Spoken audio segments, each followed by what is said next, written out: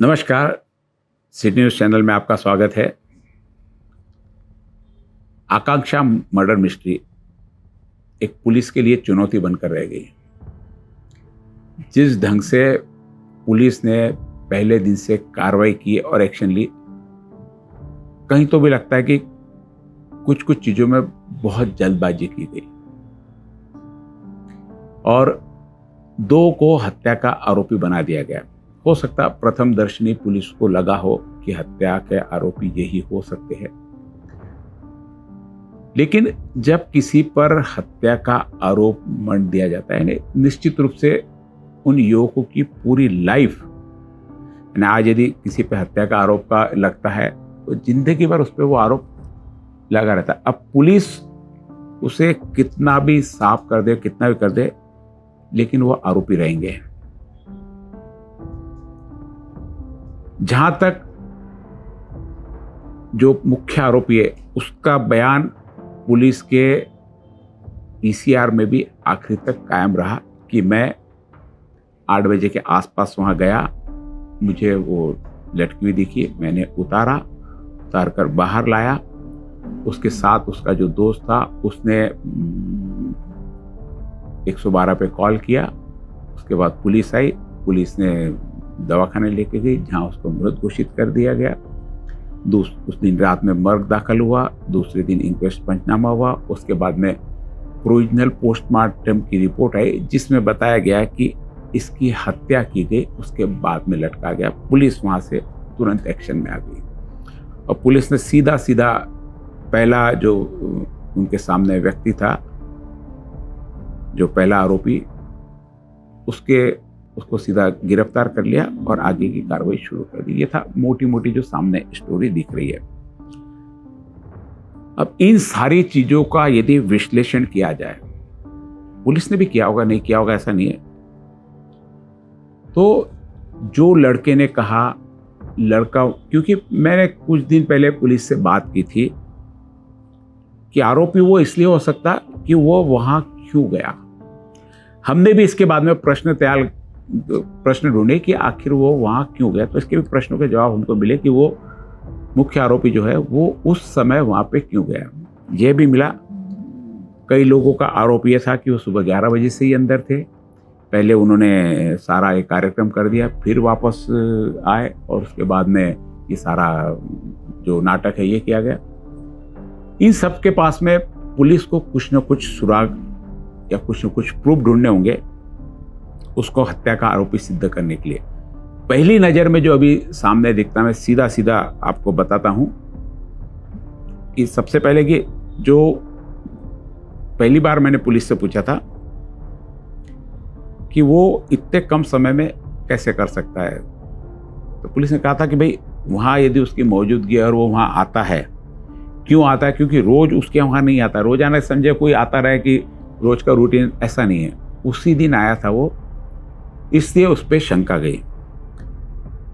अब इस चीज का भी कारण आपको बताऊंगा। पहले घटनाक्रम क्या हुआ और उतने घटनाक्रम में जो दो आरोपी है वह क्या हत्या कर सकते, ये आपके सामने मैं प्रश्न छोड़ रहा हूं। घटनाक्रम हम लेते सीधा वहां पे पहुंचने तक का। 8:03 पे सीसीटीवी फुटेज में दो कथित लोग वहां पर अपनी बाइक खड़ी करते हैं, इसके घर पे तेजी से जाते हुए दिखते हैं। जाते हैं, अंदर अंधेरा रहता है, टॉर्च लगा के देखते हैं तो आकांक्षा उन्हें लटकी हुई दिखती है। कोई सामने का दरवाजा बंद था, कोई पीछे का दरवाजा, साइड की सर्विस गली है वो भी मजबूत है, कोई बाजू में खिड़की है वहां से वो अंदर घुसता है।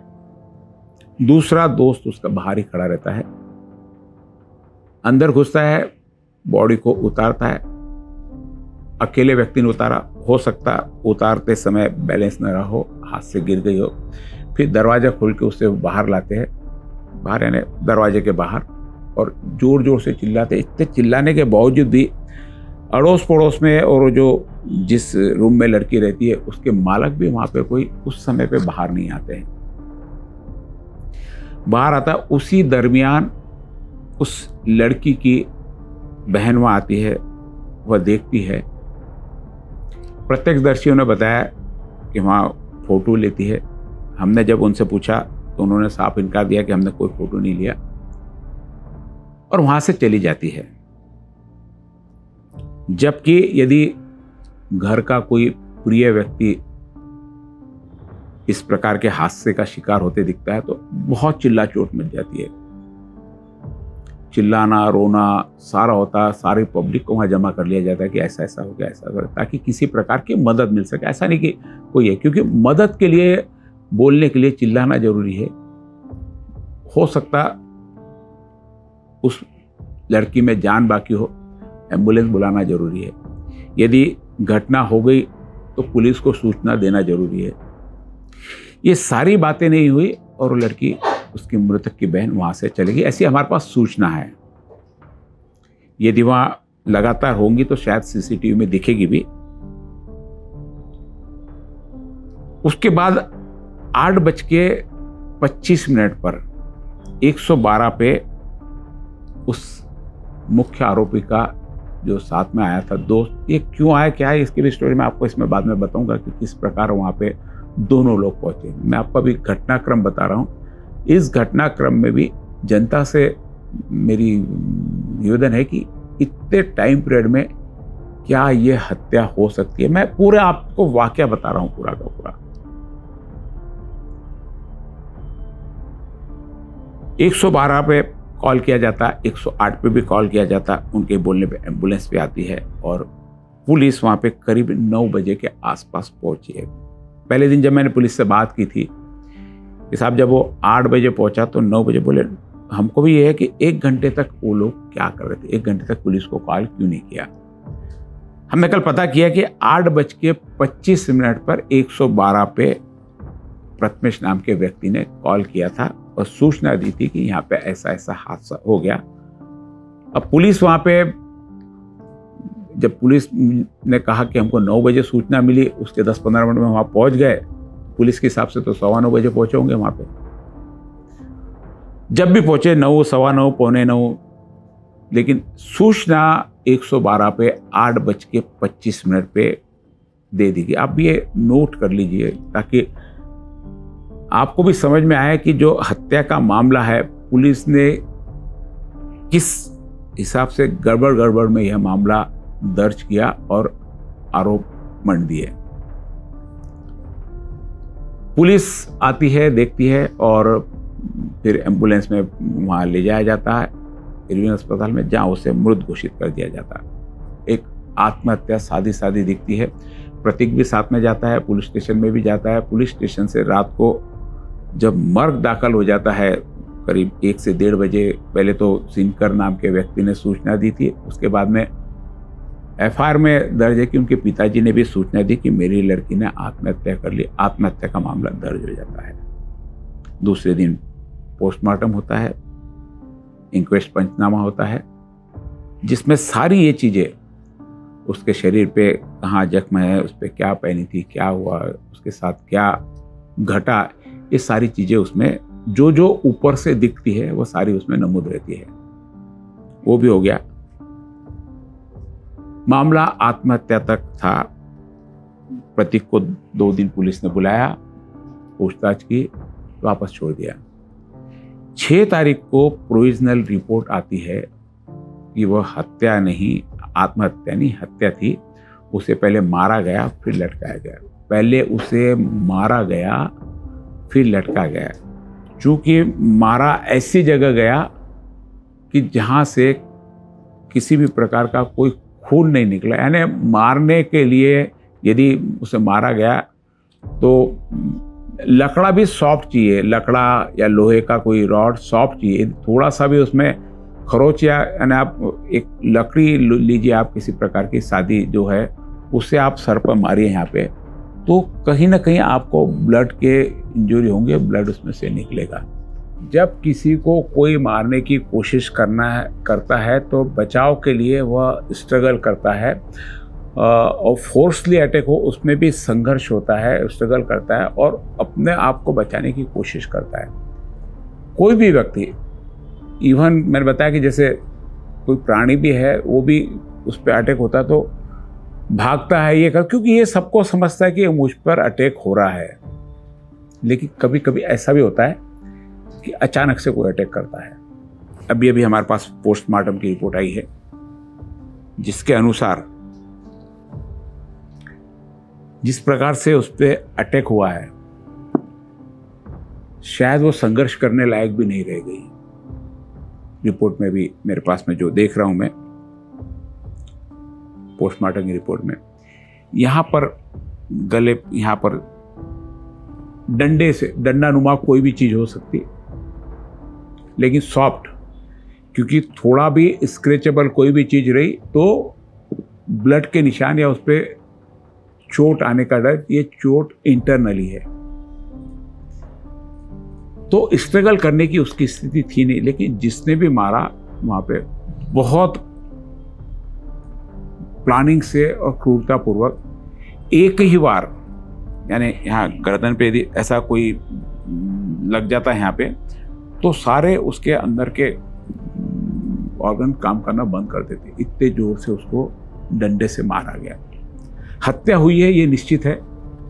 आत्महत्या का मैटर जो हम बात कर रहे थे कि हत्या या आत्महत्या, निश्चित रूप से हत्या हुई और उसके बाद उसको लटका दिया गया। जो गले पे कुछ मार्क्स जो इसमें बताए हैं, इन्होंने बताया कि मरने के बाद के वह निशान है, और जो फांसी लेता है उसके जो गर्दन ऐसी लटक जाती है, पीछे के मन के और ये क्रैक हो जाते हैं। दम घुटने के अलावा भी बहुत सारी जो है पूरी बॉडी नीचे लटकती है। हड्डी का फ्रैक्चर होना, आंखें झटके से बाहर आना, जबान, ये सारी चीज़ें, आंखें प्रॉपरली बंद थी, उसकी जबान पूरी इंटैक्ट प्रॉपर जगह पे थी, मुंह बंद था, ये सारी चीज़ें पोस्टमार्टम रिपोर्ट में भी है। यानी एक बात इससे तय है कि हत्या हुई है। अब हत्यारा कौन? प्रथम दर्शनी निश्चित रूप से जो वहाँ गया था, मैं बता रहा आपको क्यों गया था, इसका कारण मैं बताऊंगा आपको। जो गया था वहाँ पे उसको पुलिस ने मान लिया, और सारे वहाँ के जो माहौल, जिसको एटमॉस्फेयर बताते, क्योंकि ये प्रेमी था, उसके घर वालों को पता था, घर वालों की बाद में शिकायत थी, तो इसको पूरा आरोपी बनाकर पुलिस ने गुनाह तो दर्ज कर लिया। मैं बता रहा था कि अब ये क्यों गया वहाँ पर। हत्या हुई है इसमें कोई शक नहीं। पुलिस का जो पहला 6 तारीख को ओरल रिपोर्ट, जो प्रोविजनल रिपोर्ट मिली थी, उसके अनुसार यह हत्या सिद्ध हो गई थी, और गले पे इंजरी के कारण हुई, इसको फांसी के कारण नहीं है। मौत दोनों में होती है, एक फांसी यदि लेती थी, और अब जो उसके बैग में लेटर रखा हुआ था कि मैं आत्महत्या कर रही, अब कोई ऐसा नहीं होता कि कोई बोले कि मुझे यहाँ मारना, मैं मर जाऊंगी, फिर मेरे को लटका देना। इतना बड़ा नाटक कोई मरने वाला नहीं करता। यानी जिसने भी किया उसकी हत्या की। अब उसके जो बैग में लेटर लिखा हुआ था, मिला कि मैं सुसाइड कर रही हूँ, अब वो लेटर, निश्चित रूप से उस लेटर पर भी शंका आ जाती है। अब वो लेटर किसने लिखा, किसने लिखाया, किसने किया, अब ये पुलिस की खोज का, पुलिस के लिए मुश्किलें बहुत बढ़ गई है, क्योंकि जो पोस्टमार्टम की रिपोर्ट में मौत का समय आया है, उन्होंने लिखा कि 8 बजे से पहले इसकी मौत हो गई थी। इसमें मेरे पास जो रिपोर्ट है उसमें सारा अभी लिखा हुआ है, इंजरी कितनी है, कहाँ है, हर चीज़ का बताया। और बाकी चीज़ के लिए उन्होंने बाकी बहुत सारी चीज़ें, उसके इंटरनल चीज़ों के लिए उन्होंने विसरा लेकर केमिकल एनालिसिस के लिए भेजा है। वो थोड़ी दिन बाद में उसकी रिपोर्ट आएगी। हो सकता है कि मरने के कारण और भी कोई हो सकता है, मारने का कारण कोई भी हो सकता, ये समय के बाद ही मालूम पड़ेगा उनकी रिपोर्ट आने के बाद में। अभी हत्या हो गई है निश्चित है, और हत्या के आरोप में जो पकड़े गए वो 8:03 पे, जैसे मैं पूरा बताया, 8:03 पे अंदर गए थे, उन्होंने बॉडी उतारी, और जो उतारते टाइम जो गिर गई थी, तो जो गिरने का जितनी चोट आनी चाहिए, जो इसमें चोट है, उसका कोई बहुत संबंध नहीं आता। बहुत नॉमिनल सी चोट ऊपर से नीचे समय गिरती है, जो लड़के ने बताया कि उसके कारण आएंगे, लेकिन चोट उसके पीछे गर्दन पे पीछे से वार किया गया और एक ही वार में हमारी भाषा में गया तो काम तमाम हो गया। कहीं पर भी वो, जैसे मैंने बताया कि स्ट्रगल करती, ये करती, पूरा सामान बिखरा होना, ऐसा कुछ नहीं है। एक ही बार लगा और ख़त्म हो गई। उसके बाद में उसे लटका दिया। यानी वेल प्लान मर्डर, और मारने वाले को भी पता था कि यह यहाँ यदि इस प्रकार से चोट की तो वह मर जाती, और उस चोट में मर गई। कई बार भ्रम रहता है कि उसको घायल कर दो, थोड़ा सा ये कर दो, उसके बाद में लटका दो, वो भी नहीं हुआ। मरी वो शादी की वो उसके जो वार हुआ उसके कारण ही। अब हत्यारा कौन, यह पुलिस के लिए बड़ा प्रश्न है। पुलिस ने आरोप तो दर्ज कर दिया। अब प्रतीक वहां पर क्यों आया था? तो कल हमारे पास में एक वहां पे बयान आया है उसकी सहेली का, जो मृतक की सहेली थी। उसने भी बयान में ये कहा कि इनका बहुत समय से अफेयर था, ये कभी कभी इनके लड़ते भी रहते थे, तो माँ के इसका निपटाती थी। कई बार होता है ना कि आपस में जब दोस्त लोग आके उनको समझा बुझा के निपटाते, तो वो उनकी वो कहा। उसके बाद में एक विशेष बात उन्होंने कही कि मुझे मृतका की बहन का फ़ोन आया था कि आकांक्षा फ़ोन नहीं उठा रही है। अब उसने कहा प्रतीक को फ़ोन करे या जाके देख, ये मुझे भी स्पष्ट नहीं, वापस सुनूंगा जब स्पष्ट हो जाएगा। लेकिन उसने प्रतीक को फ़ोन किया कि आकांक्षा फ़ोन नहीं उठी है। करीब 7:30 से 7:45 बजे की बात है। यही बात उनके घर वालों ने कंफर्म की। वही मैं बताऊंगा कि 7:30 से 8 बजे के आसपास प्रतीक को फ़ोन करके वहाँ पे बुलाया गया घटना स्थल पर, कि वो फ़ोन नहीं उठा रही। यानी फ़ोन नहीं उठा रही, तो उसने भी कहा कि मेरा भी फ़ोन नहीं उठा रही है वो, मैं जाकर देखता हूँ कि क्या है। उसी समय घर पे उसका दोस्त आया हुआ था मोबाइल लेने के लिए, ऐसा मुझे जानकारी है। उस दोस्त को, जिसको दूसरे को भी आरोपी बनाया, उसके बारे में बताऊं कि वो वहां तक कैसे पहुंचा। अभी ये था कि 7:45 बजे उसको फ़ोन गया है, 7:45 के आसपास, 5-10 मिनट ऊपर नीचे हो सकता, क्योंकि मेरे पास एग्जैक्ट टाइम उस जिसने बयान दिया उसका नहीं मिला। यदि मिलता है तो वो भी बता दूंगा एग्जैक्ट। उस टाइम फ़ोन करती है वो कि ये फ़ोन नहीं उठा रही, वो बोलता मैं जाता हूँ। थोड़ी देर बाद उसको और फ़ोन, थोड़ी देर बताया, मुझे समय नहीं बताया, थोड़ी देर बाद उसको और फ़ोन करती थी, इसका फ़ोन ये उठाता नहीं है। शायद हो सकता है घर से निकलते समय रास्ते में हो, उसने फ़ोन ना उठाया हो। और बोलती 5 मिनट बाद मुझे फ़ोन आया कि आकांक्षा ने फांसी ले ली। ये उसका पहला शब्द था कि आकांक्षा ने फांसी ले ली, क्योंकि उसने जो वह सीन वहाँ पे जाके देखा तो बॉडी लटकी हुई थी। उसने उसको उतारा, उतारते समय उसे गिर गई, गिरने के कारण चोट लगी, ऐसा प्राथमिक अनुमान उसका था, जो रिपोर्ट आई उसके बाद में। लेकिन वो उसके बाद में उसको बाहर लेके आया। उसके बाद में वहाँ पे उसकी बहन आती है, कथित वहाँ पे लोगों के अनुसार वो फ़ोटो खींचती है और वहाँ से चली जाती है। वो रुकती नहीं है वहाँ पर। थोड़ा सा क्यों नहीं रुकी, उसने क्यों चिल्ला चोट नहीं मचाई, क्यों लोगों को जमा नहीं की, क्यों उसने पुलिस को फ़ोन नहीं की, क्यों उसने 112 पे फ़ोन नहीं की, क्यों उन्होंने उसके दोस्तों को नहीं बोले, बहुत सारे प्रश्न हैं जो पुलिस को भी इसके जवाब लेने हैं। जबकि प्रतीक जब घर पे जाके देखा तो उसने अपने सारे दोस्तों को फ़ोन किया। पुलिस को रिकॉर्ड में मिल जाएगा, दोस्तों को वहाँ पर प्रतीक अपने दोस्तों को फ़ोन करता है, वहाँ बुला लेता है।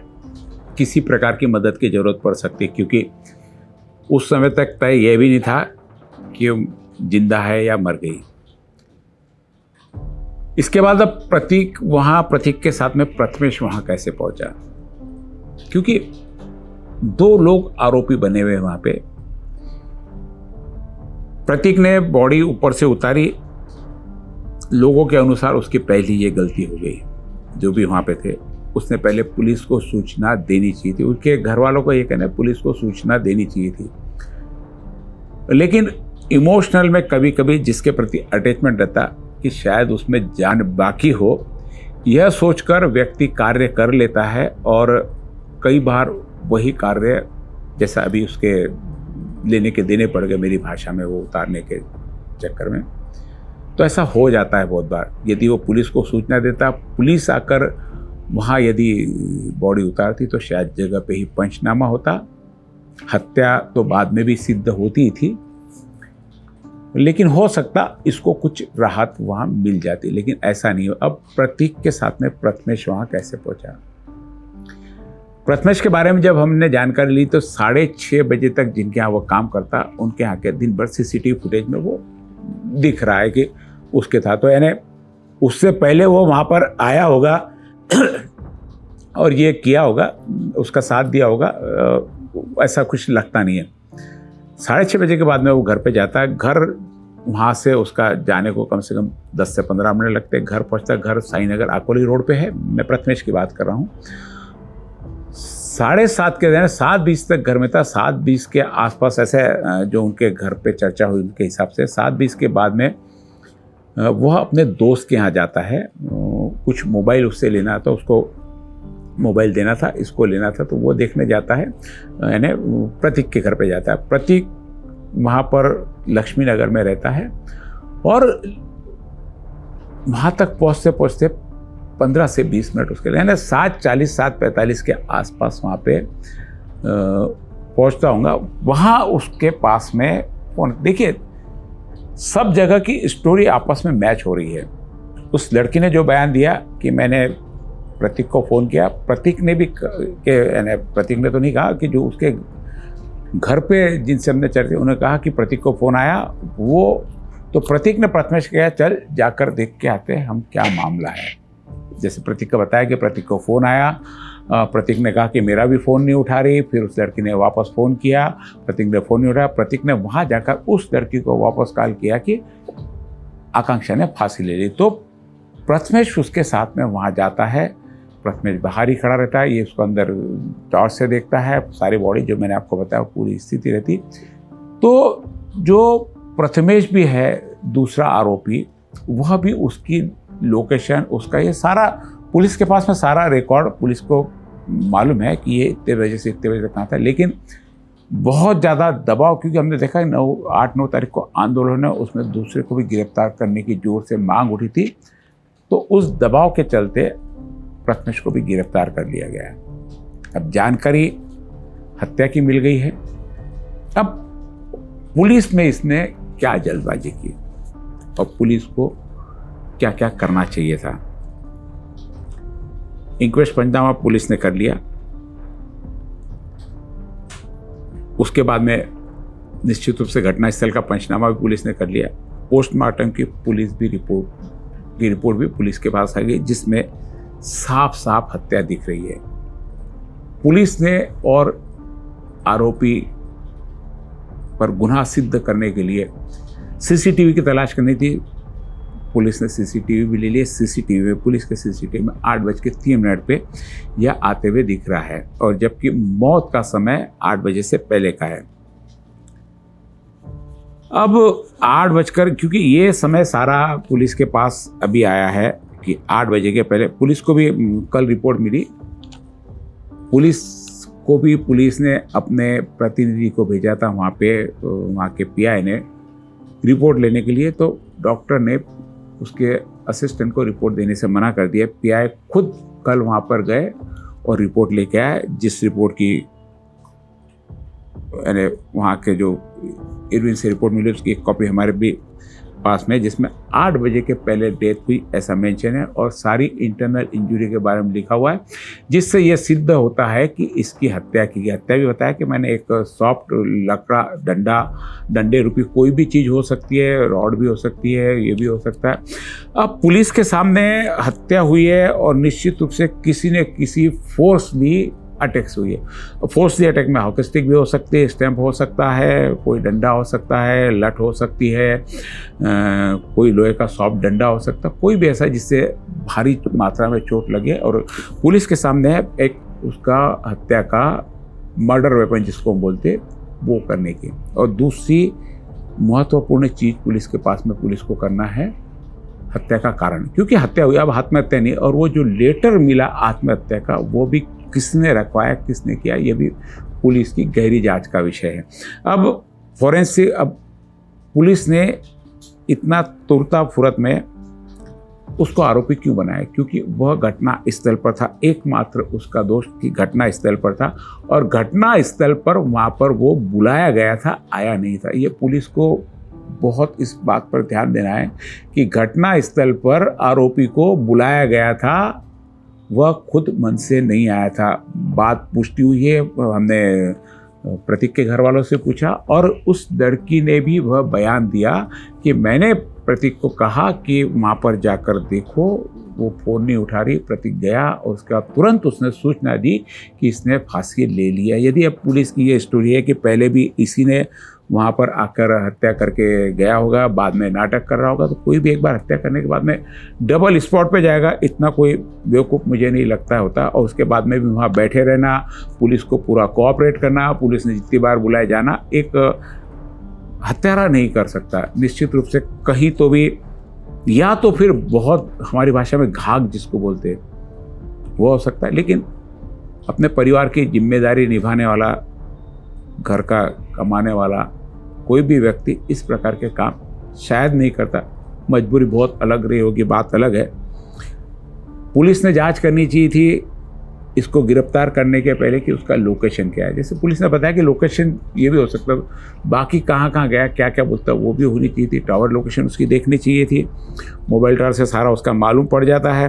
अब पुलिस निश्चित रूप से किसी को यहाँ बचाने की कोशिश नहीं कर रही, लेकिन पुलिस को दूसरी तरफ तीसरा कौन हो सकता इसके तरफ ध्यान देना बहुत जरूरी है, क्योंकि हत्या हुई है और मर्डर वेपन भी है।